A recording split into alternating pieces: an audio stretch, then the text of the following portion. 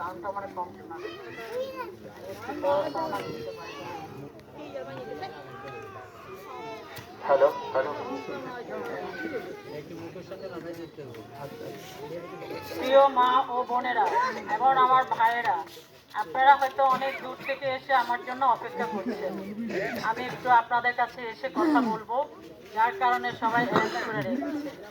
তো আপনাদেরকে আমি আর কি বলবো, আমার আমার ছেলে ছাত্র দলের, আমি সবার নাম বলতে পারি না, কিন্তু জানিও না অত নাম।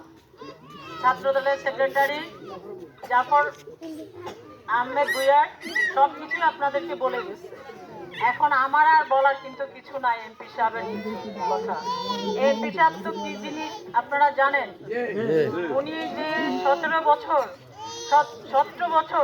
যখন সরকারের আওয়ামী লীগ সরকার ক্ষমতায় ছিল, আপনাদের পাশে কিন্তু উনি রয়ে গেছে। উনি কিন্তু পালায়ে যায় নাই, উনি কিন্তু ওনার বাড়িতে থাকে নাই, উনি আপনাদের পাশেই ছিল।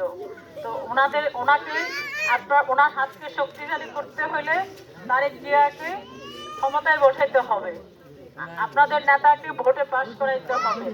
আমরা সকলে মিলে, সবাই মিলে, দেশবাসী মিলে গোপন কথায় কান দিবেন না, ভোট নষ্ট করবেন না।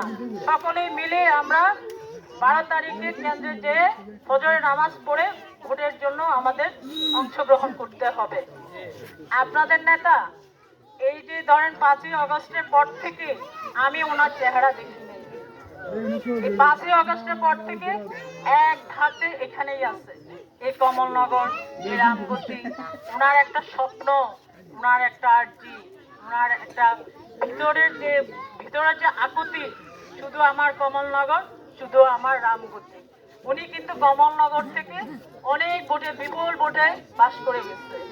তো এইখানে উনি বাড়ি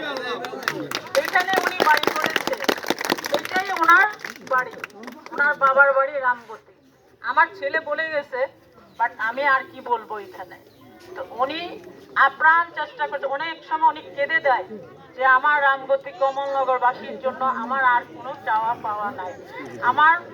আমি মরে গেলে যেন আমাকে মনে রাখে ওনারা মনে রেখে ওনারা যেন বলতে পারে আমি একটা সৎ ব্যক্তি, আমি একটা সৎ লোক, আমি আর কিছু চাই না। আমার সন্তান তার বাবাকে দেখে নাই, আমি আমার হাজবেন্ডকে দেখি নাই।